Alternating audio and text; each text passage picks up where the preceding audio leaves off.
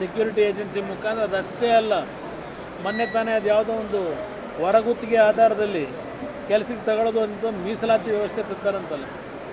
ಯಾವುದೇ ರೀತಿಯಲ್ಲಿ ಈ ಸರ್ಕಾರದ ಒಂದು ಕಾರ್ಯಕ್ರಮಗಳ ಬಗ್ಗೆ ವಾಸ್ತವಾಂಶದ ಅರಿವಿಲ್ಲದೆ ಈ ಸರ್ಕಾರ ಇವತ್ತು ಹೋಗ್ತಾ ಇದೆ.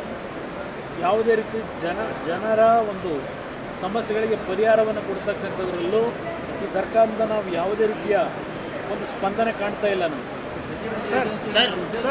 ಅದ್ರ ಉದ್ದೇಶ ದುಡ್ಡು ಹೊಡೆಯೋಕೆ ಉದ್ದೇಶವೇ ಅದಿರತಕ್ಕಂಥದ್ದು. ಈಗ ಅದಕ್ಕೆ ಹೇಳಿದಲ್ಲಿ ಸರ್ಕಾರ ಹಾಕಬೇಕು, ಶಿಕ್ಷಣ ಸಚಿವರು ಹಾಕಬೇಕು. ಶಿಕ್ಷಣ ಸಚಿವರ ಅವಶ್ಯಕತೆ ಇಲ್ಲ. ಅದರಿಂದ ಇಲ್ಲಿ ಸರ್ಕಾರದ ಪ್ರತಿಯೊಂದು ನಡವಳಿಕೆ ನೋಡಿದಾಗ ಇವರಿಗೆ ನಮ್ಮ ಶಿಕ್ಷಣ ಇಲಾಖೆಯಲ್ಲಿ ಸರಿಯಾದ ರೀತಿಯ ಮಕ್ಕಳಿಗೆ ಶಿಕ್ಷಣ ಕೊಡಬೇಕು ಅನ್ನೋದಕ್ಕಿಂತ ಹೆಚ್ಚಾಗಿ ಅದರಲ್ಲೂ ಎಷ್ಟು ದುಡ್ಡನ್ನು ದೋಚಬಹುದು ಅಂತಕ್ಕಂಥದ್ರ ಕಡೆ ಗಮನ ಇದೆ. ಸರ್, ಕೋಲಾರದಲ್ಲಿ ಟೊಮೊಟೊ ಕ್ವಾಲಿಟಿ ಆಯಿತು, ನೋಡೋಣ. ಈಗಾಗಲೇ ಒಂದು ತಿಂಗಳಿಂದ ದಿನ ಸೀರೀಸ್ ಆಫ್ ಸ್ಟೋರಿ ಮಾಡಿದ್ದೀರಿ, ನೋಡೋಣ. ಈಗ ದೇವೇಗೌಡರು ಅವರಿಗೆ ಎಚ್ಚರಿಕೆ ಕೊಟ್ಟಿದ್ದಾರೆ, ನಾನು ಮನವಿ ಮಾಡಿದ್ದೇನೆ. ನೋಡೋಣ ಏನಾಗುತ್ತೆ. ಸರ್, ಸಿದ್ದರಾಮಯ್ಯ ಅವರು ನಿಮ್ಮ ಕುಟುಂಬದ ಬಗ್ಗೆ ಟೀಕೆ ಮಾಡ್ತಾ ಇದ್ರು, ಎಲ್ಲ ಅವರೇ ನಿಲ್ತಾ ಇದ್ದಾರೆ ಎಲೆಕ್ಷನ್ಗೆ ಅಂತ ಹೇಳ್ಬಿಟ್ಟು. ಇವಾಗ ಅವ್ರ ಮಗನಿಗೆ MLC ಸ್ಥಾನ ಕೊಡಬೇಕು ಅಂತೇಳಿ ಹೈಕಮಾಂಡ್ ಮೇಲೆ ಡಿಮ್ಯಾಂಡ್. ಅವರ ಸೀಟ್ ತ್ಯಾಗ ಮಾಡಿದ್ರಲ್ಲ ವರ್ಣಾದಲ್ಲಿ, ಅವ್ರ ಮಗ ಅವರು, ಅದಕ್ಕೋಸ್ಕರ ಕೊಡ್ತಾ ಇರ್ಬೋದು.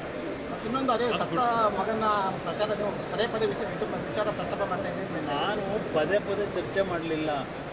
ನಾನು ಹೇಳಿದ್ದು ಸಿದ್ದರಾಮಯ್ಯನವ್ರಿಗೆ ಅರ್ಥ ಆಗಿದ್ರೆ ಇನ್ನೊಂದು ಸಲ ಹೇಳಬೇಕು ಅಂದರೂ ಹೇಳ್ತೀನಿ.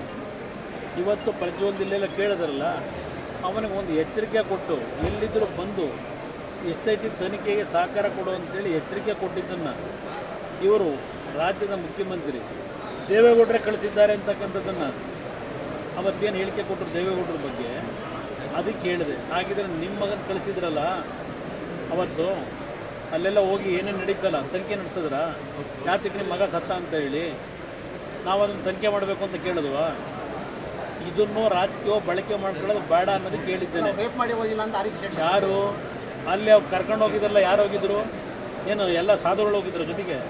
ಅವ್ರು ಹೋಗಿದ್ದು ಎಲ್ಲಿಗೆ ಹೋಗಿದ್ರು? ಸಾಧುಗಳು ಕರ್ಕೊಂಡು ಹೋಗಿದ್ರು ಜೊತೆಯಲ್ಲಿ. ಯಾವ ಕಾರ್ಯಕ್ರಮಕ್ಕೆ ಹೋಗಿದ್ರು ಸ್ವಲ್ಪ ಕೇಳಿ.